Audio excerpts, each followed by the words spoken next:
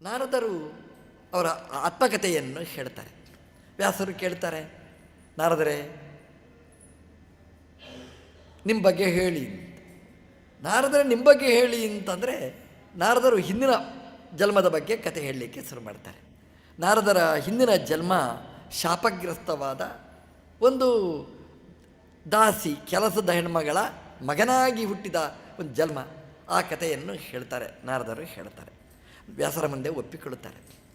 ದೇವರ ಹತ್ರ ನಮ್ಮ ಕಥೆಯನ್ನು ಹೇಳಬೇಕಂತೆ. ದೇವರಿಗೆ ಗೊತ್ತಿಲ್ಲ ಅಂತ ಹೇಳುವುದಲ್ಲ, ದೇವರ ಹತ್ರ ನಮ್ಮನ್ನು ಒಪ್ಪಿಸಿಕೊಳ್ಬೇಕಂತೆ. ನಾರದರು ಮಾಡಿದ ಕೆಲಸ ಅದು. ಒಪ್ಪಿಸಿಕೊಂಡ್ರು, ಸಂಕೋಚ ಇಲ್ಲ. ನಮಗೆ ಬೇರೆಯವ್ರ ಹತ್ರ ಹೇಳಲಿಕ್ಕೆ ನಾಚಿಕೆ ಆಗುತ್ತೆ, ದೇವರ ಹತ್ರ ಹೇಳಲಿಕ್ಕೆ ನಾಚಿಕೆ ಆಗುತ್ತಾ? ಹೇಳ್ಬೋದು, ಧಾರಾಳವಾಗಿ ಹೇಳ್ತಾರೆ. ಅವರು ತನ್ನ ದಾಸೀಪುತ್ರನಾಗಿ ತಾನು ಪಡೆದ ಲಾಭ ಅದನ್ನೆಲ್ಲ ಹಂಚಿಕೊಳ್ತಾರೆ. ದಾಸೀಪುತ್ರನಾಗಿ ಬರ್ತಾರೆ ನಾರದರು. ಅದು ಸನ್ಯಾಸಿಗಳ ಚಾತುರ್ಮಾಸ್ಯ ಕಾಲ. ಅಮ್ಮನೊಟ್ಟಿಗೆ ಬರ್ತಾರೆ. ಆ ಚಾತುರ್ಮಾಸ್ಯ ಕಾಲದಲ್ಲಿ ಎಲ್ಲ ಸೇವೆಯನ್ನು ಮಾಡ್ತಾರೆ.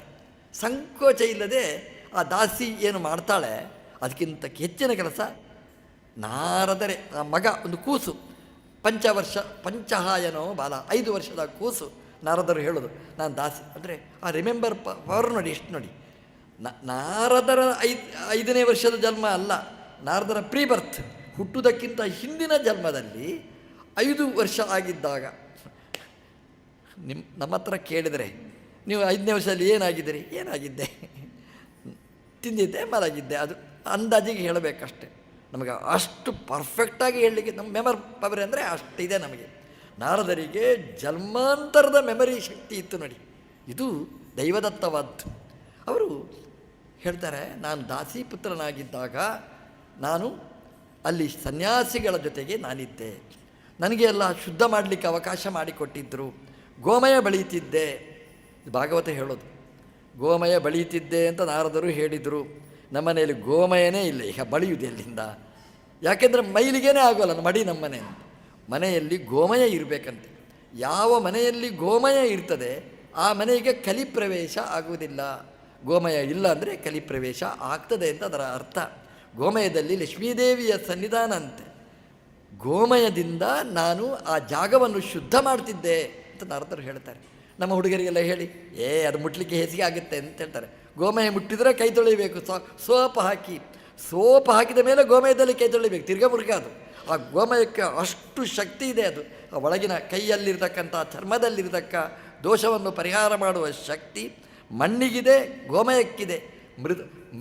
ಮೃದಾ ಶೌಚ ಹೇಳ್ತಾರೆ, ಗೋಮಯ ಶೌಚವನ್ನು ಹೇಳ್ತಾರೆ. ಮನೆಯಲ್ಲಿ ಮೃತ್ತಿಗೆ ಇಡಬೇಕು, ಮನೆಯಲ್ಲಿ ಗೋಮಯ. ಇವತ್ತು ಎಂಥ ಕಾಲ ಇದೆ ಅಂತಂದರೆ, ಅಂಗಡಿಯಲ್ಲಿ ಹೋಗಿ 1 kg ಮಣ್ಣು ಕೊಡಿದ್ರೆ ಮಣ್ಣು ಕೊಡ್ತಾರೆ, 1 kg ಗೋಮಯ ಅಂದರೆ ನಿಮ್ಗೆ ಹೇಳಿ 10 ನಿಮಿಷದಲ್ಲಿ ಮನೆಗೆ ಡೋರ್ ಡೆಲಿವರಿ ಕೊಡ್ತಾರೆ. ಅಂತಹ ಕಾಲದಲ್ಲಿದೆ.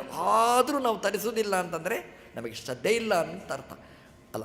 ಇಲ್ಲಿ ನಿಮಗೆ ಹೇಳಿದ್ದಲ್ಲ ನಾನು, ನೀವು ಅಂತಂದರೆ ನಮ್ಮ ಮನೆಯಲ್ಲಿ ಉಂಟು ಸ್ವಾಮಿ, ನೀವು ನನಗೆ ಯಾಕೆ ಹೇಳಿ? ನಿಮಗೆಲ್ಲ ಯಾರು ತರುವುದಿಲ್ಲ, ಇಲ್ಲಿ ಬಾರದಿದ್ದವರು ಅಂತ ಇಟ್ಕೊಳ್ಳಿ, ನಾನು ಹೇಳೋದಲ್ಲ. ಗೋಮಯ ಅದು ನಾರದರು ಹೇಳ್ತಾರೆ, ಶುದ್ಧಿ ಮಾಡ್ತಾರೆ. ಅದ ಕೆಲಸ ನಾನು ಮಾಡ್ತಿದ್ದೆ. ಉಚ್ಚಿಷ್ಟವನ್ನು ನಾನು ಬೀಸಾಡ್ತಿದ್ದೆ. ಅದರ ಜೊತೆಗೆ ಹೇಳ್ತಾರೆ, ಅವ್ರು ಏನು ಮಾತಾಡ್ತಿದ್ರು ಅದನ್ನೆಲ್ಲ ಕಿವಿಗೊಟ್ಟು ಕೇಳ್ತಿದ್ದೆ. ನಮಗೆ ಅದೆಲ್ಲ ಖುಷಿ. ಯಾರಾದರೂ ಮಾತಾಡ್ತಿದ್ದಾರೆ, ಏನು ಮಾತಾಡಿದರು ಅದನ್ನೆಲ್ಲ ನಾರದರು ಹೇಳಿದರು. ಅವ್ರು ಏನು ಮಾತಾಡ್ತಾರೆ? ಅವರಿಗೆ ಪರ್ಸನಲ್ ಲೈಫ್ ಇಲ್ಲ. ಸನ್ಯಾಸಿಗಳು ಏನು ಮಾತಾಡ್ತಾರೆ? ದೇವರ ಬಗ್ಗೆ ಮಾತಾಡ್ತಿದ್ರು. ಅದನ್ನು 24 ತಾಸು ಅದೇ ನನಗೆ ಕೆಲಸ, ಅದನ್ನು ಕೇಳ್ತಿದ್ದೆ. ಒಂದು ಅಂಶ ನಾವು ಗಮನಿಸಬೇಕು. ಸಾಮಾನ್ಯವಾಗಿ ನಾವು ಮಕ್ಕಳು ಬಂದರೆ ಹೇಳ್ತೇವೆ, ಮಕ್ಕಳನ್ನೆಲ್ಲ ಕರ್ಕೊಂಡೋಗಿ ಇಲ್ಲಿಂದ, ಯಾರು ಮಾತಾಡಬಾರ್ದು. ಮಕ್ಕಳೇ ಕೇಳಿದ ಮುಂದೆ ಯಾರು ಕೇಳಬೇಕು? ಭಾಗವತ ಪ್ರಾರಂಭದ್ದೇ ಮಕ್ಕಳಿಂದ ಪ್ರಾರಂಭ ಆಯಿತು ಅಂತ ಹೇಳುತ್ತೆ. ಆ ಮಗು ಅಲ್ಲಿ ಬಂದು ಕೂತದ್ರಿಂದ ನಾರದರು ಅವರು ಭಾಗವತರ ಕತೆ ಕೇಳಿದ್ರಿಂದ, ವ್ಯಾಸರಿಗೆ ಅದನ್ನು ಒಪ್ಪಿಸಿದ್ರಿಂದ ಈ ಭಾಗವತ ಕತೆ ಬಂತು ನಮಗೆ. ಒಂದು ಮಕ್ಕಳಿಗೆ ಬ್ಯಾನ್ ಹಾಕಬೇಡಿ, ಬರಬೇಡಿ ಅಂತ ಹೇಳಬೇಡಿ, ಮಕ್ಕಳನ್ನು ಕರ್ಕೊಂಡು ಬಂದು ಕೂಡಿಸಿ. ಇದು ಒಂದು ನಾವು ಗಮನಿಸಬೇಕಾದ ಅಂಶ. ನಾವು ಮಕ್ಕಳನ್ನು ಬೇರೆಲ್ಲ ಕಡೆಗೆ ಪಾರ್ಕಿಂಗ್ ಹೋಗುವಾಗೆಲ್ಲ ಕರ್ಕೊಂಡು ಹೋಗ್ತೇವೆ ನಾವು. ಆದರೆ ಇಂತಹ ಪುಣ್ಯ ಸತ್ಕರ್ಮಗಳಿಗೆ ಹೋಗುವಾಗ ಮಕ್ಕಳನ್ನು ಕಂಪಲ್ಸರಿಯಾಗಿ ನಾವು ಕರ್ಕೊಂಡು ಹೋಗಬೇಕು ಅಂತ ಭಾಗವತ ನಮಗೆ ಸೂಚನೆ ನೀಡುತ್ತದೆ. ನೋಡಿ, ಆ ಸನ್ಯಾಸಿಗಳ ಒಳ್ಳೆತನ ಎಷ್ಟಿದೆ ಅಂತ ಒಂದು ಗಮನಿಸಿ. ಅವರು ಸ್ಕ್ಯಾನ್ ಮಾಡುವ ಶಕ್ತಿ ಎಷ್ಟು ಚೆನ್ನಾಗಿದೆ ಅಂದರೆ, ಈ ಹುಡುಗ ಬರ್ಬೋದು, ಬರಬೇಡ ಅಂತ ಅವ್ರು ಹೇಳಲಿಲ್ಲ. ಯಾಕೆ ಹೇಳಲಿಲ್ಲ ಅಂತಂದರೆ ಆ ಸ್ಕ್ಯಾನಿಂಗ್ ಪವರ್ ಅವರ ಅಷ್ಟಿತ್ತು ಅವರಿಗೆ. ಅಂದರೆ ಈ ಹುಡುಗ ಒಳ್ಳೆಯವ, ಬೆಳೆಯುವ ಹುಡುಗ, ಬೆಳೆದ ಹುಡುಗ, ಏನೋ ಪ್ರತಿಬಂಧಕ ಇದೆ, ಅವನು ಶುದ್ಧಿ ಮಾಡಬೇಕು, ಅವರಿಗೆ ಖಂಡಿತ ನೋಡಿ. ಅದಕ್ಕೆ ಜ್ಞಾನಿಗಳು ಅಂತ ಹೇಳೋದು. ಹಾಗೆ ನಾರದರ ಆ ದಾಸೀಪುತ್ರನ ಜೀವನ ನೋಡಿ, ಅವರು ಅಷ್ಟು ತುಂಬಿಸಿದರು ನೋಡಿ. ಹಿಂದೆ ಇತ್ತು, ಈಗಲೂ ತುಂಬಿಸಿದರು. ಅದನ್ನು ತುಂಬಿಸಿಕೊಂಡು ಮತ್ತೆ ಕಾಡಿನಲ್ಲಿ ಹೋಗಿ ಮತ್ತೆ ಒಂದು ಪಿಪ್ಪಲ ವೃಕ್ಷದ ಬುಡದಲ್ಲಿ ಕೂತು ಸ್ನಾನ ಮಾಡಿ ಕೂತು ಮತ್ತೆ ಮೆಡಿಟೇಷನ್ ಮಾಡಿದರೆ ದರ್ಶನ ಆಯಿತು ನೋಡಿ, ಭಗವಂತನ ದರ್ಶನ. ಭಾಗವತ ಎಷ್ಟು ಚೆನ್ನಾಗಿ ಹೇಳುತ್ತೆ ಅಂತಂದರೆ, ದೇವರ ದರ್ಶನ ಅದು ವಯಸ್ಸಾದ ಮೇಲೆ, ಮುದುಕಾದ ಮೇಲೆ ಒಂದು ಕಲ್ಪನೆ ನಮಗಿದೆ. ಏನು ಅದೆಲ್ಲ ಈಗ ಬೇಡಪ್ಪ, ಮಕ್ಕಳಿಗೆ ಅದೆಲ್ಲ ತಲೆ ತುಂಬಿಸಬೇಡಿ, ಈಗೆಲ್ಲ ಓದಲಿ, ಈಗೆಲ್ಲ ಗಮ್ಮತ್ತಿರಲಿ. ಕೊನೆ ಕಾಲಕ್ಕೆ ಏನಿರ್ತದೆ, ತಲೆಯಲ್ಲಿ ಶಕ್ತಿಯೇ ಇರುವುದಿಲ್ಲ, ಪವರೇ ಇರುವುದಿಲ್ಲ. ಹಾಗೆ ದೇವರ ಬಗ್ಗೆ ಹೇಳಿದರೆ ಏನು ಉಳಿದಿರ್ತದೆ? ಈ ದಾಸೀಪುತ್ರ ಪುಟಾಣಿ ಆ ವಯಸ್ಸಲ್ಲಿ ತುಂಬಿಸಿದ್ರು ನೋಡಿ, ಅದು ಶ್ರವಣ ಆಯಿತು, ಮನನ ಆಯಿತು, ಧ್ಯಾನ ಮೆಡಿಟೇಷನ್ ಮಾಡಿತು. ಯಾಕಂದರೆ ಮೃದುವಾದ ಮನಸ್ಸು, ಅಲ್ಲಿ ಬಿತ್ತಿದ ಬೀಜ ಚೆನ್ನಾಗಿ ಮೊಳಕೆ ಹೊಡೆಯುತ್ತದೆ, ಅದು ಪಕ್ವ ಆಯಿತು.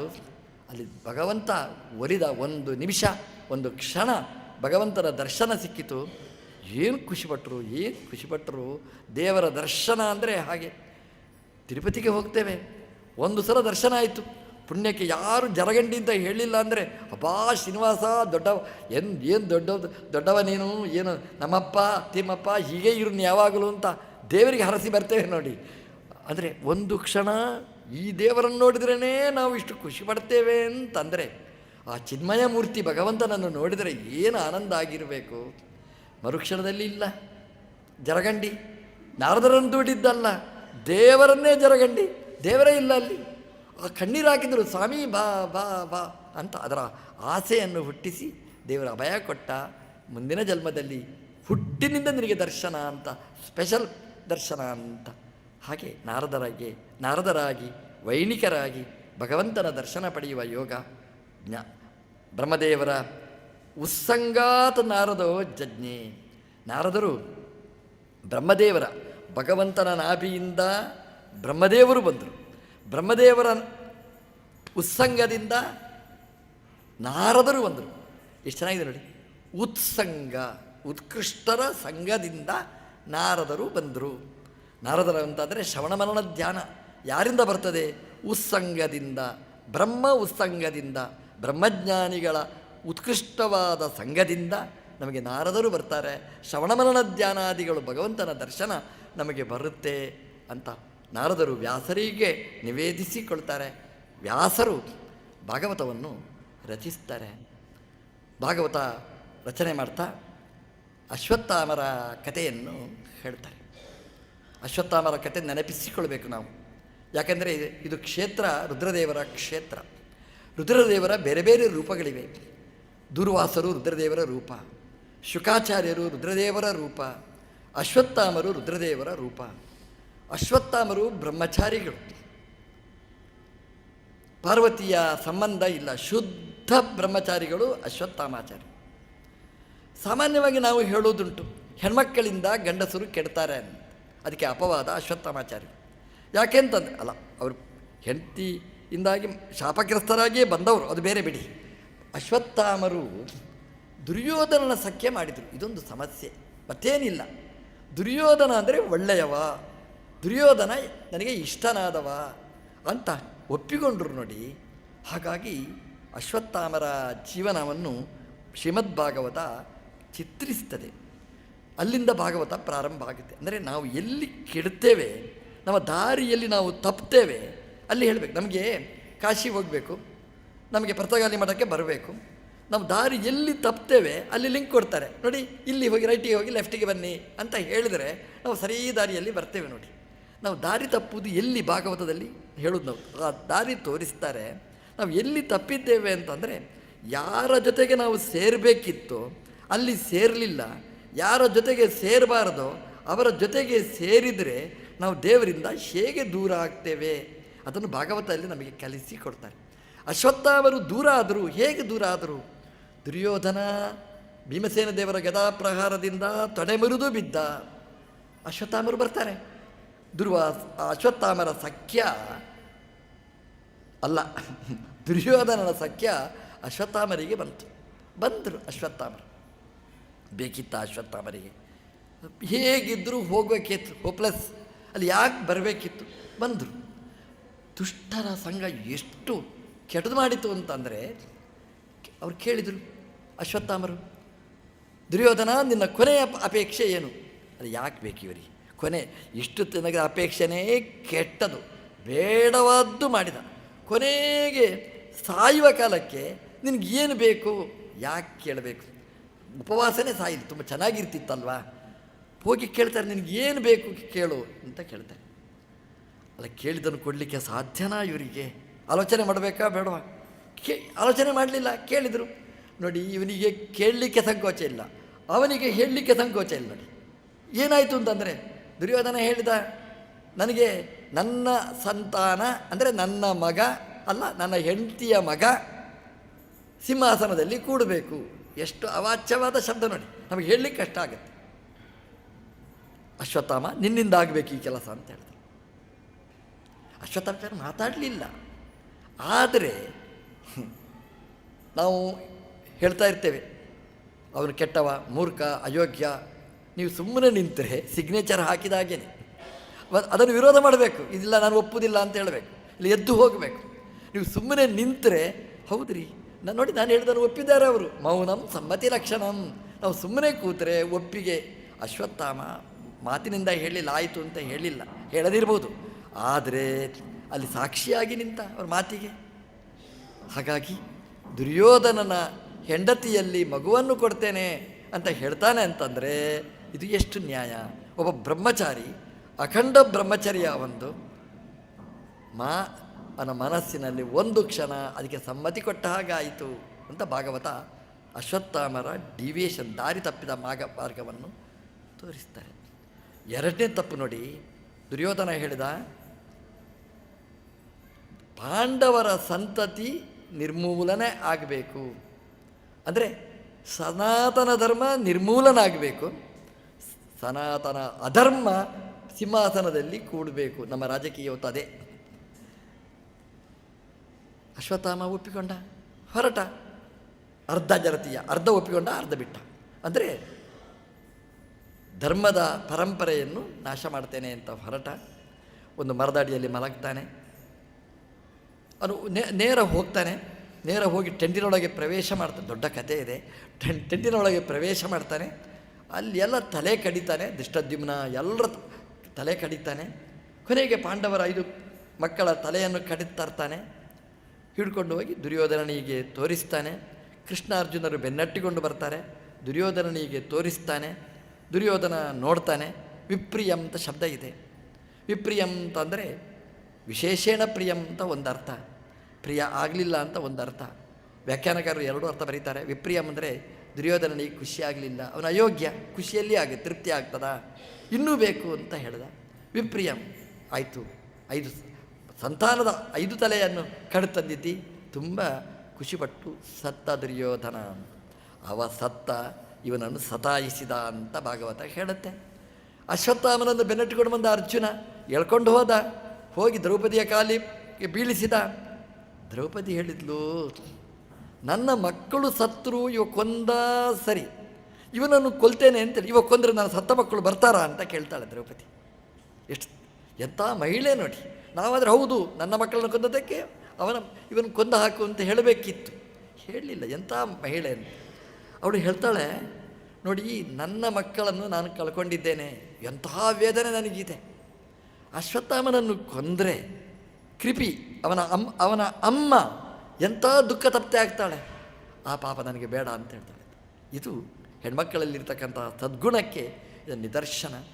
ಕೊನೆಗೆ ಅರ್ಜುನ ಅವನ ತಲೆಯಲ್ಲಿದ್ದ ಅನರ್ಘ್ಯವಾದ ಮಣಿ ಅದನ್ನು ಕತ್ತರಿಸಿ ದ್ರೌಪದಿ ದೇವಿಗೆ ಕೊಡ್ತಾನೆ. ದ್ರೌಪದಿ ದೇವಿ ಧರ್ಮರಾಜನಿಗೆ ಕೊಡ್ತಾನೆ. ಅನರ್ಘ್ಯ ಮಣಿ ಅಂತಂದರೆ ಕತ್ತಲೆ ಎಂಬುದು ಇಲ್ಲ ಅಶ್ವತ್ಥಾಮರ ಜೀವನದಲ್ಲಿ. ಅಲ್ಲಿವರೆಗೆ ಎಲ್ಲಿ ಬೇಕಾದರೂ ಸಂಚಾರ ಮಾಡಬಹುದು. ಅವರಿಗೆ ಬಡತನ, ದಾರಿದ್ರ್ಯ ಅಂತಿಲ್ಲ. ಏನು ಬೇಕಾದರೂ ತಿನ್ಬೋದು, ಏನು ಬೇಕಾದರೂ ಸಿಗ್ತಿತ್ತು. ಆ ಮಣಿ ಕತ್ತರಿಸಿ ಹೋದ್ದರಿಂದ ಅವರಿಗೆ ಅದೆಲ್ಲ ವಂಚಿತ ಆಯಿತು. ವ್ರಣ ಸಂಚಿತಾಂಗ, ಮೈಯೆಲ್ಲ ಗಾಯ ಆಗಿ ವೇದವ್ಯಾಸದೇವರಿಗೆ ನಮಸ್ಕಾರ ಮಾಡಿ ಹೊರಟ. ಭಾಗವತದಲ್ಲಿ ಈ ಕಥೆಯನ್ನು ಹೇಳ್ತಾರೆ. ಮಹಾಭಾರತದಲ್ಲಿ ಏನು ಕಥೆ ಹೇಳ್ತಾರೆ ಅಂತಂದರೆ, ಅಶ್ವತ್ಥಾಮರು ಅಲ್ಲಿ ಮಕ್ಕಳನ್ನು ತರುವಾಗ, ಮಕ್ಕಳ ತಲೆಯನ್ನು ಕತ್ತರಿಸಿ ತರುವಾಗ ಭೀಮಸೇನ ದೇವರು ಹಿಂಬದಿಯಿಂದ ಬಂದರು. ಆಮೇಲೆ ಅರ್ಜುನ ಕೃಷ್ಣರು ಆಮೇಲೆ ಬಂದರು. ಅಲ್ಲಿ ಬ್ರಹ್ಮಾಸ್ತ್ರ ಶಿರೋವನ್ನು ಪ್ರಯೋಗ ಮಾಡಿದರು. ಆವಾಗ ಅಶ್ವತ್ಥಾಮನ ಪ್ರಯೋಗ, ಅದಕ್ಕೆ ಪ್ರತಿಯಾಗಿ ಅರ್ಜುನನ ಬ್ರಹ್ಮಶಿರೋಸ್ತ್ರ ಪ್ರಯೋಗ, ಬೆಂಕಿ ಉರಿಯಿತು, ಜಗತ್ತೇ ಸುಡುವ ಕಾಲ. 2 ಅಣುಬಾಂಬುಗಳನ್ನು ಸ್ಫೋಟ ಮಾಡಿದರೆ ಏನಾಗುತ್ತೆ? ಇಡೀ ಜಗತ್ತೇ ಭಸ್ಮ ಆಗಬೇಕು. ಅಂಥದ್ದು ಅದಕ್ಕಿಂತ ಪವರ್ಫುಲ್ ಅಸ್ತ್ರಗಳು. ಆಗ ವೇದವ್ಯಾಸದೇವರು ಮಧ್ಯೆ ಬಂದು ನಿಂತರು. 2 ಉರಿಯುವ ಅಸ್ತ್ರಗಳ ಮಧ್ಯದಲ್ಲಿ ವ್ಯಾಸರು ನಿಂತರು ಅಂತಂದರೆ ಅವರು ಗಾಡ್ ಅಂತ ಅರ್ಥ, ಸರ್ವೋತ್ತಮ ದೇವರು ಅಂತ ಅರ್ಥ. ಎಲ್ಲಿಯಾದರೂ ಒಂದು ಆಯುಧ ಹೊಡೆಯುವಾಗ ಮಧ್ಯದಲ್ಲಿ ಯಾರಾದರೂ ನಿಂತರೆ ಬದುಕಲಿಕ್ಕೆ ಸಾಧ್ಯ. ನಮ್ಮ ಹಬ್ಬದ ಪಟಾಕಿ ಹಾಗೆ, ಅದು ಪಟಾಕಿ ಬಿಡ್ತಾ ಇದ್ದರೆ ಮಧ್ಯದಲ್ಲಿ ಯಾರಾದರೂ ಹೋದರೆ ಕಣ್ಣು ಕೈ ಕಾಲು ಯಾವುದರಾದರೂ ಕಳ್ಕೊಳ್ಬೇಕು. ವ್ಯಾಸರು ಆಯುಧ ಉರಿಯುವ ಬೆಂಕಿಯ ಮಧ್ಯದಲ್ಲಿ ನಿಂತರೆ ಏನೂ ಆಗಲಿಲ್ಲ ಅಂತೆ. ಅಂದರೆ ಪಾಂಚಭೌತಿಕ ದೇಹ ಅಲ್ಲ, ಅದು ದೇವರು ಅನ್ನೋದನ್ನು ಸೂಚನೆ ಮಾಡ್ತದೆ. ಅವ್ರು ಹೇಳ್ತಾರೆ ವಾಪಸ್ ತೆಗೊಳ್ಳಿ ಅಂತ, ತೆಗೊಳ್ಳುವುದಿಲ್ಲ. ಆವಾಗ ಅರ್ಜುನ ವಾಪಸ್ ತೆಗೊಳ್ತಾನೆ. ಯಾಕೆ ಅಂತ ಕೇಳಿದಾಗ ಅಶ್ವತ್ಥಾಮರಿಗೆ ಶಕ್ತಿ ಇಲ್ಲ ಉಪಸಂಹಾರ ಮಾಡುವ ಶಕ್ತಿ, ಅರ್ಜುನನಿಗೆ ಶಕ್ತಿ ಇತ್ತು ಅಂತ ಹೇಳ್ತಾರೆ. ಯಾಕೆ ಅಂತಂದರೆ ಅಶ್ವತ್ಥಾಮರು ತನ್ನ ಬ್ರಹ್ಮಚರ್ಯವನ್ನು ದುರ್ಯೋಧನನ ಮಾತು ಕೊಟ್ಟದ್ದರಿಂದ ಕಳ್ಕೊಂಡ ಅಂತ. ಕೊನೆಗೆ ಕೃಷ್ಣ ಹೇಳ್ತಾನೆ, ನಿನ್ನ ಮಣಿಯನ್ನು ಕೊಡು ಅಂತ. ಅದನ್ನು ಕತ್ತರಿಸಿ ಭೀಮನಿಗೆ ಕೊಡ್ತಾನೆ, ದ್ರೌಪದಿಗೆ ಕೊಡ್ತಾನೆ. ಈ ಕಥೆಗಳಲ್ಲಿ ತುಂಬ ವ್ಯತ್ಯಾಸಗಳಿವೆ. ಈ ಕಥೆಯ ಅಂತರವನ್ನು, ಭಾಗವತ ಮಹಾಭಾರತಕ್ಕಿರುವ ವ್ಯತ್ಯಾಸವನ್ನು ಯಾವ ಆಚಾರ್ಯರೂ ಪರಿಹಾರ ಮಾಡಲಿಕ್ಕೆ ಹೋಗೋದಿಲ್ಲ. ಆಚಾರ್ಯರು ಹೇಳ್ತಾರೆ, ಇದು ಪುರಾಣದಲ್ಲಿ, ಸ್ಕಾಂದ ಪುರಾಣದಲ್ಲಿದೆ, ಇದು ಭಾಗವತದಲ್ಲಿ ಹೇಳಿದ್ದು ಅದು ಪುರಾಣದ ಕತೆ, ಮಹಾಭಾರತದಲ್ಲಿ ಹೇಳಿದ್ದು ಅದು ಸತ್ಯವಾದಂತಹ ಕತೆ, ಇದು ಸ್ವಪ್ನದಲ್ಲಿ ಕಂಡದ್ದು ಅಂತ. ಆ ಸ್ವಪ್ನದ ಕತೆ ಒಂದು, ಸ್ವಪ್ನದಲ್ಲಿ ಈಗ ಕಂಡು ತಿಳ್ಕೊಂಡ ನಿಜವಾದ ಕತೆ ಅದು ಮಹಾಭಾರತದಲ್ಲಿ ಹೇಳಿದ ಕತೆ ಅಂತ 2 ಗ್ರಂಥಗಳ ವಿರೋಧವನ್ನು ಆಚಾರ್ಯರು ಪರಿಹಾರ ಮಾಡಿದ್ದಾರೆ.